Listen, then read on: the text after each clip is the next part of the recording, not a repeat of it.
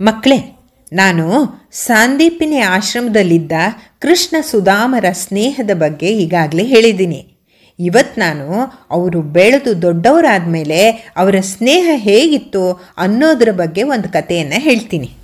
ಕೃಷ್ಣ ಸುಧಾಮರ ಕತೆ. ಆಹಾ, ಕೃಷ್ಣ ಸುಧಾಮರು ಹಣ್ಣನ್ನು ತಿಂದ ಕತೆ ನಾವು ಕೇಳಿದ್ದೀವಲ್ಲ. ಅವರು ಆಮೇಲೆ ಸಹ ಹಾಗೆ ಪ್ರೀತಿಯಿಂದ ಇದ್ರಾ? ಅದನ್ನೇ ಹೇಳಕ್ಕೆ ಹೊರಟಿದ್ದೀನಿ ನಾನು. ದೊಡ್ಡವರಾದ ಮೇಲೆ ಅವರ ಪ್ರೀತಿ ಹಾಗೆ ಇತ್ತೋ ಇಲ್ವೋ ಅನ್ನೋದನ್ನು ಈ ಕತೆ ಹೇಳುತ್ತೆ. ಈ ಕಥೆಯನ್ನು ಕೇಳಿ ಈಗ ನೀವು.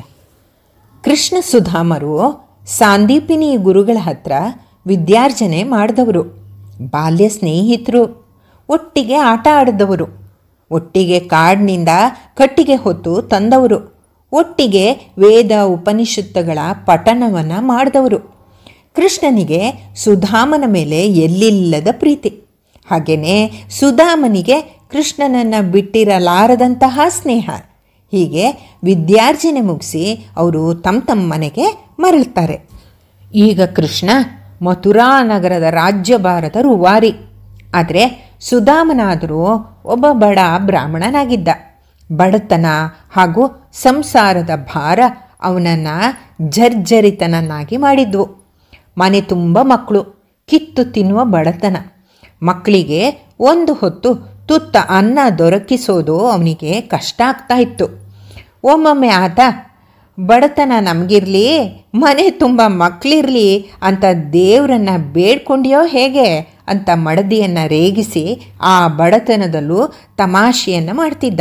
ಮಡದಿ, ನೋಡಿ ಮಕ್ಕಳು ಹಸ್ತಿದ್ದಾರೆ, ಏನಾದರೂ ಮಾಡಿ, ಬರೀ ನೀತಿ ಮಾತಾಡ್ತೀರಾ ಅಂತ ಹೇಳಿದಾಗ ನೀತಿ ನಿಯಮಗಳನ್ನು ನನ್ನ ಕೃಷ್ಣ ನನಗೆ ಹೇಳ್ಕೊಡ್ತಿದ್ದ. ಗೊತ್ತೇ ನಿನಗೆ?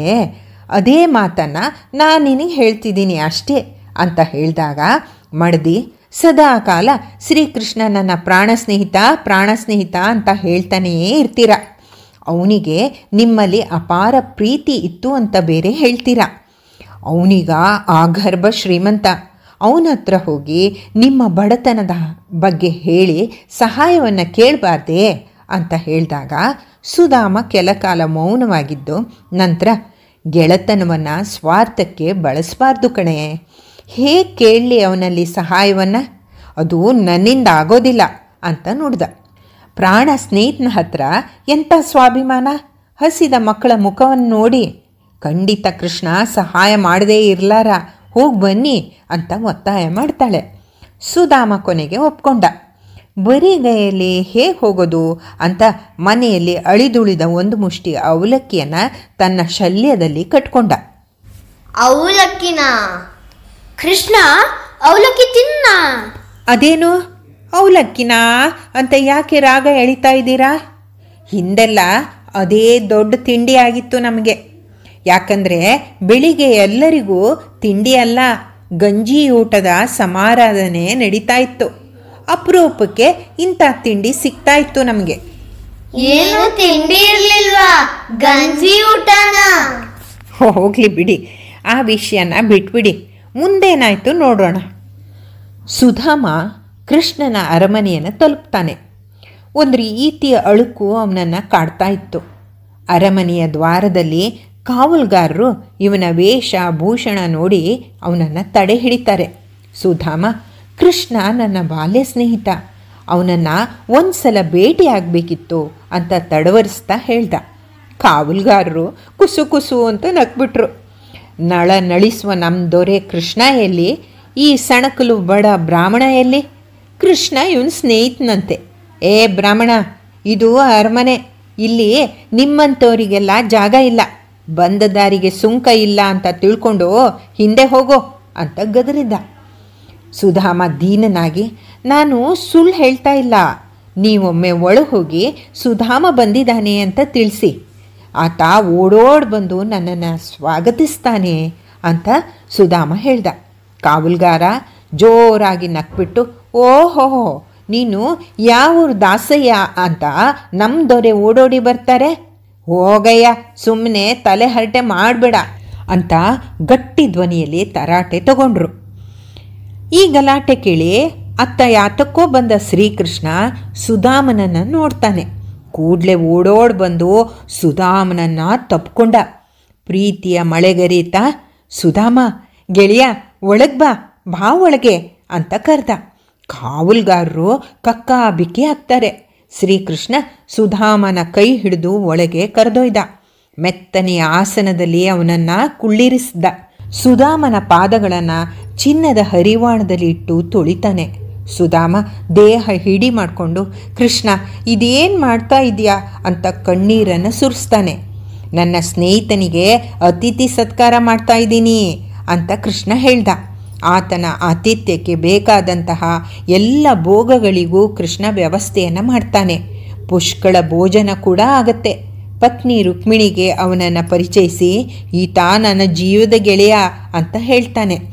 ಸುಧಾಮನಿಗೆ ಕೃಷ್ಣನ ಸ್ನೇಹ ಕಂಡು ಮನಸ್ಸು ತುಂಬಿ ಬರುತ್ತೆ. ಅಂದಿನ ಕೃಷ್ಣನೇ ಇವನು. ಅದೇ ಸ್ನೇಹ, ಅದೇ ಮಮತೆ, ಅದೇ ಮಧುರ ಮಾತು ಅಂತ ಅಂದ್ಕೊಂಡ. ಆಗ ಕೃಷ್ಣ, ಸುಧಾಮ ನನಗೆ ಉಡುಗೊರೆ ಏನು ತಂದಿಲ್ವೇ ನೀನು ಅಂತ ತಮಾಷೆ ಮಾಡ್ದ. ಕೃಷ್ಣನ ಮಾತನ್ನು ಕೇಳಿ ಸುಧಾಮ ಸಂಕೋಚದಿಂದ ಕುಗ್ಗಿ ಹೋದ. ಕೃಷ್ಣ, ನಿನ್ನ ಹತ್ರ ಸಕಲವೂ ಇದೆ, ನಾನು ನಿನಗೇನು ಕೊಟ್ಟೇನು ಅಂತ ಸಂಕೋಚದಿಂದ ಹೇಳ್ದ. ಹೆಂಡತಿ ಕಳಿಸಿದ ಹಿಡಿ ಅವಲಕ್ಕಿ ನೆನಪು ಅವನಿಗಾಗುತ್ತೆ. ಮೃಷ್ಟಾನ್ನ ಭೋಜನವೇ ಇವನದ್ದಾಗಿದೆ. ಅದರ ಮುಂದೆ ಈ ಒಣ ಅವಲಕ್ಕಿಯನ್ನು ಹೇಗೆ ಕೊಡೋದು? ಬೇಡ ಬೇಡ ಅಂತ ಅವನು ಸುಮ್ಮನಾದ. ಅದಕ್ಕೆ ಕೃಷ್ಣ, ಅದೇನದು ಗಂಟು ನಿನ್ನ ಶಲ್ಯದ ತುದಿಲಿ, ತೆಗಿ ಅಂತ ಹೇಳ್ದ. ಸುಧಾಮ ಸಂಕೋಚದಿಂದ ಗಂಟು ಬಿಚ್ಚಿ ಅವಲಕ್ಕಿಯನ್ನು ಅವನಿಗೆ ಕೊಡ್ತಾನೆ. ಕೃಷ್ಣ, ಆಹಾ, ಅವಲಕ್ಕಿ ನನಗೆ ಕೊಡದೆ ಹಾಗೆ ತಗೊಂಡು ಹೋಗೋ ಯೋಚನೆ ನಾನಿಂದು ಅಂತ ಅವಲಕ್ಕಿಯನ್ನು ಚಪ್ಪರಿಸಿ ತಿಂತಾನೆ. ಪತ್ನಿ ರುಕ್ಮಿಣಿಗೂ ಕೊಟ್ಟು, ಎಷ್ಟು ಸ್ವಾದಿಷ್ಟವಾಗಿದೆ, ತಿನ್ನೋಡು ಅಂತಂದ. ಅಬ್ಬಾ, ಅದೆಂತ ದೊಡ್ಡ ಮನ್ಸ ಕೃಷ್ಣಂದು. ಅವನು ದೇವ್ರಲ್ವಾ, ಅದಕ್ಕೆ ಹಾಗೆ ಅಲ್ವಾ ಪೊನಜ್ಜಿ? ಜಗತ್ತಿಗೆ ಮನುಷ್ಯ ಹೇಗಿರಬೇಕು ಅಂತ ತೋರ್ಸೋಕ್ಕೆ ಬಂದವನಲ್ವೇ, ಅವತಾರ ಪುರುಷ ಅವನು. ಕೃಷ್ಣನ ಮಾತನ್ನು ಕೇಳಿ ಸುಧಾಮ ಮೂಕ ವಿಸ್ಮಿತನಾಗಿ ಎಲ್ಲವನ್ನೂ ನೋಡ್ತಾನೆ. ಸ್ನೇಹದ ಮಳೆಯನ್ನೇ ಗರೆದ ಸ್ನೇಹಿತನಲ್ಲಿ ನನ್ನ ಬಡತನವನ್ನು ಹೇಗೆ ಪ್ರಸ್ತಾಪ ಮಾಡಲಿ? ಬೇಡ ಬೇಡ, ನನಗೆ ಕೃಷ್ಣನ ಈ ಪ್ರೀತಿ ಒಂದೇ ಸಾಕು ಅಂದ್ಕೊಂಡು ಸುಮ್ಮನಾಗ್ತಾನೆ. ಕೃಷ್ಣ, ಸುಧಾಮ ನಿನಗೇನು ಬೇಕು ಕೇಳು ಅಂತ ಕೇಳ್ದ. ಅದಕ್ಕೆ ಸುಧಾಮ ಮನಪೂರ್ವಕವಾಗಿ, ನನಗೇನು ಬೇಡ ಕೃಷ್ಣ, ನಿನ್ನ ಈ ಸತ್ಕಾರ ನನ್ನ ಜೀವನದಲ್ಲಿ ಮರೆಯೋ ಹಾಗಿಲ್ಲ. ನಿನ್ನ ಸ್ನೇಹ ಒಂದೇ ನನಗೆ ಸಾಕು, ನಾನಿನ್ನು ಹೊರಡ್ತೀನಿ ಅಂತ ಹೊರಟ. ಕೃಷ್ಣ ಹೊರ ಬಾಗಿಲಿನ ತನಕ ಬಂದು ಅವನನ್ನು ಬೀಳ್ಕೊಟ್ಟ. ದಾರಿಯಲ್ಲಿ ಸುಧಾಮ, ಮಡದಿಗೆ ಏನಂತ ಹೇಳೋದು? ಏನು ಕೇಳದೆ ಬಂದ್ರಾ? ಮಕ್ಕಳ ಹಸಿದ ಕಂಗಳು ನಿಮಗೆ ಎದುರು ಬರಲಿಲ್ವೇ ಅಂತ ಹೇಳ್ತಾಳೆ. ಏನು ಉತ್ತರ ಹೇಳಲಿ ಅಂತ ಯೋಚನೆ ಮಾಡ್ದ. ಅವನು ಮನೆ ಹತ್ರ ಬರ್ತಾನೆ. ಅವನಿಗೆ ಆಶ್ಚರ್ಯವಾಗುತ್ತೆ. ಅವನ ಮನೆ ಇದ್ದ ಜಾಗದಲ್ಲಿ ಒಂದು ಸುಂದರ ಮಹಲಿತ್ತು. ಅವನ ಹೆಂಡತಿ ಮಕ್ಕಳು ಹೊಸ ಬಟ್ಟೆ ಧರಿಸಿ ಅವನಿಗಾಗಿ ಕಾಯ್ತಾ ಇದ್ದರು. ಮಡದಿ ಅವನನ್ನು ನೋಡಿ ನಿಮ್ಮ ಸ್ನೇಹಿತನ ಕೃಪಾ ದೃಷ್ಟಿ, ಈ ಮನೆ, ಈ ವಸ್ತ್ರ, ಈ ನಗ ನಾಣ್ಯ ಎಲ್ಲನೂ ನಮಗೆ ಸಿಕ್ತು ಅಂತ ಭಾಳ ಸಂಭ್ರಮದಿಂದ ಹೇಳ್ತಾಳೆ. ಸುಧಾಮನ ಕಣ್ಣಲ್ಲಿ ನೀರು ಧಾರೆಯಾಗಿ ಹರಿಯುತ್ತೆ.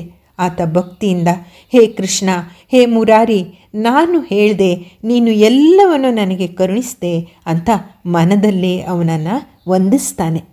ಸುಧಾಮ ಬ್ರಹ್ಮಜ್ಞಾನಿಯಾಗಿದ್ದ. ಕರ್ಮಗಳ ಫಲದ ಮರ್ಮ ಅರಿತಿದ್ದ. ಹಾಗಾಗಿ ತನ್ನ ಬಡತನವನ್ನು ಸಂತೋಷದಿಂದ ಅನುಭವಿಸ್ತಾ ಇದ್ದ. ಸ್ನೇಹಿತನ ಹತ್ರ ಯಾಚಿಸಲಿಲ್ಲ. ಕೃಷ್ಣ ಆತನ ದಾರಿದ್ರ್ಯವನ್ನು ಕಂಡು ಮರುಗ್ತಾ ಇದ್ದ. ಆದರೆ ಸುಧಾಮ ಬೇಡದೆ ಈತ ಕೊಡಲಾರ. ಕರ್ಮ ಸಿದ್ಧಾಂತವೇ ಹಾಗೆ ಹೇಳ್ತಾ ಇತ್ತು. ಹಾಗಾಗಿ ಕೃಷ್ಣ ಸುಧಾಮನಿಂದ ಅವಲಕ್ಕಿಯನ್ನು ಬೇಡಿ ತಿಂದು ಸುಧಾಮನ ಋಣಕ್ಕೆ ತನ್ನನ್ನು ತಾನೇ ಒಳಪಡಿಸ್ಕೊಂಡು ಅವಲಕ್ಕಿಯ ಋಣ ತೀರಿಸೋಕೆ ಸಕಲ ಐಶ್ವರ್ಯ ನೀಡಿದ ಅನ್ನೋ ಪ್ರತೀತಿ ಕೂಡ ಇದೆ. ಭಾಳ ಚಂದ ಇತ್ತು ಕತೆ. ಅದಕ್ಕೆ ನನಗೆ ಕೃಷ್ಣ ಅಂದರೆ ಇಷ್ಟ. ನಿಂಗೊಬ್ಳಿಗೆ ಅಲ್ಲ, ನಮಗೂ ಅನಿಷ್ಟ. ಹಾಂ ಮಕ್ಕಳೇ, ನಮ್ಮ ಕೃಷ್ಣನೇ ಹಾಗೆ. ಅವನು ಎಲ್ಲರಿಗೂ ಇಷ್ಟವಾಗ್ತಾನೆ. ಅದಿರಲಿ, ಈ ಕಥೆಯ ಮೂಲಕ ಕೃಷ್ಣ ಜಗತ್ತಿಗೆ ಏನು ಸಂದೇಶ ಕೊಟ್ಟ ಹೇಳಿ? ಬಡತನ, ಶ್ರೀಮಂತಿಕೆ, ಸ್ನೇಹಕ್ಕೆ ಅಡ್ಡ ಆಗಬಾರ್ದು. ತಮಗೆ ಇಲ್ಲ ಅಂತ ತಮ್ಮದಲ್ಲದ ವಸ್ತುಗಳನ್ನು ಯಾಚಿಸಬಾರ್ದು. ಹೌದು ಮಕ್ಕಳೇ, ಇಂಥ ಶುದ್ಧ ಭಾವವಿದ್ರೆ ಬಯಸಿದ್ದೆಲ್ಲ ತಾನಾಗಿಯೇ ನಮ್ಮ ಹತ್ರ ಹರಿದು ಬರುತ್ತೆ.